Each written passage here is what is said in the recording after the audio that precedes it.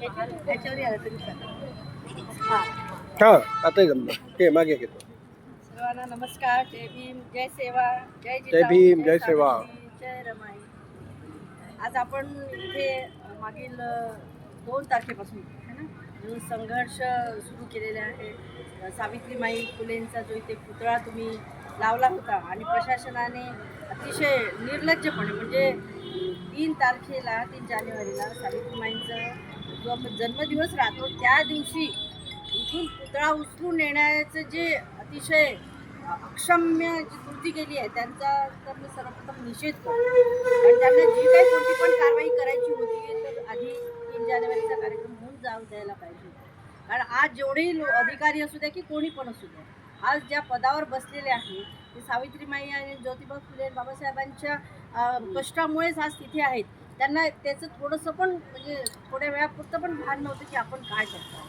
परंतु मागील अनेक वर्षांपासून म्हणजे इथे मी चीफ ऑफिसर असताना सुद्धा तुमचे जे सगळेजण तुम्ही येत आहेत माझ्याकडे पण आले होते माझ्या ताई आणि बाकीचे, आणि आम्ही सकारात्मक विचार केला होता की इथे पुतळा चांगल्या प्रकारे बसवू प्रशासनाच्या मदतीने. परंतु मग माझी बदली झाली हे तुम्हाला माहीत आहे. पण जे झालं ते झालं. परंतु 3 तारखेला जी घटना घडली ती अतिशय वाईट अतिशय निंदनीय आहे.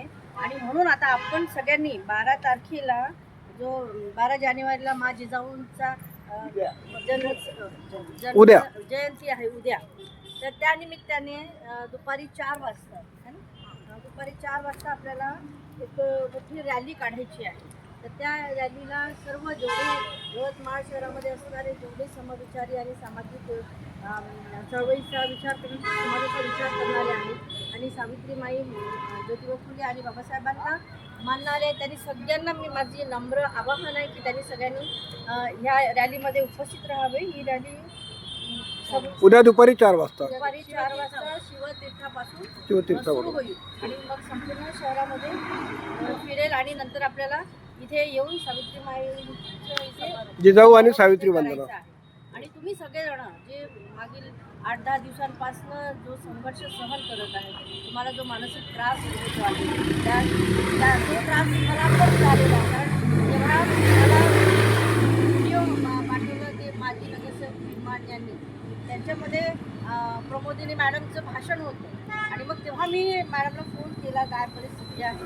मला जेव्हा माहीत झालं तेव्हा मी काल इथे आले आणि आज आम्ही सगळे आपण चर्चा केली. पण परत आता आपल्याला जे काही त्यावेळेला झालं, पोलीस आले, नगरपालिका प्रशासनाने जी काही त्याच्या पद्धतीनं बळजबरी करायचा प्रयत्न केला तो केला.